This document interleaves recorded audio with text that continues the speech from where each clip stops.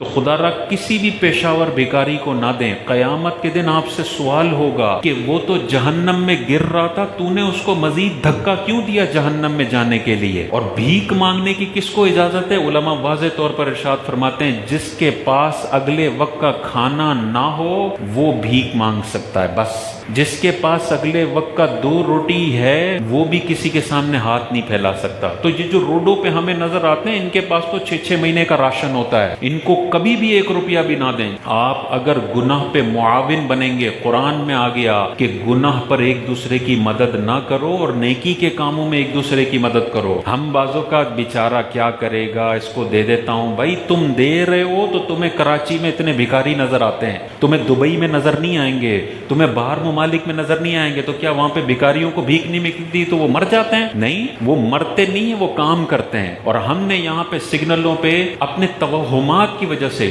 اس کو نہیں دوں گا، یہ بد دعا کر دے گا، یہ فلانا کر دے گا، اس کو دے دیتا ہوں، میرا بیٹا پیدا نہیں ہو رہا تو بیٹا ہو جائے گا۔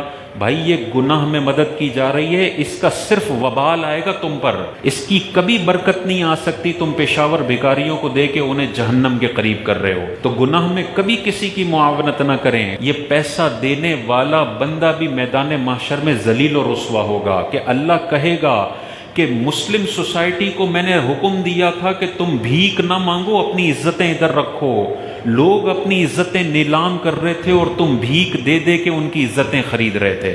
تم نے لوگوں کو ذلیل و رسوائی پر مجبور کیا، تم بھیک نہ دیتے یہ سارے کام کرنے لگ جاتے۔ تم نے اس کلچر کو بڑھاوا دیا ہے، یہ میدان محشر میں ہم سے سوال ہوگا۔ ہم لاکھ دفعہ چیخ چیخ کے منع کرتے ہیں، اس کے باوجود بھی لوگ پتہ نہیں کن توہمات کا شکار ہیں کہ ان کو دیے جا رہے ہیں، اور ان کی انڈسٹری دن بدن پروان چڑھتی جا رہی ہے۔ حضور کی بارگاہ میں ایک انصاری صحابی آئے اور حضور سے سوال کر لیا، مانگ لیا، تو حضور علیہ الصلوۃ والسلام نے ان سے فرمایا کہ تمہارے گھر میں کوئی چیز نہیں ہے؟ تو صحابی رسول نے فرمایا یا رسول اللہ صرف 2 چیزیں ہیں گھر کے اندر، ایک پیالہ ہے اور دوسرا ایک چادر ہے جو میں سوتے وقت اوڑھتا ہوں، بس یہ 2 چیزیں ہیں۔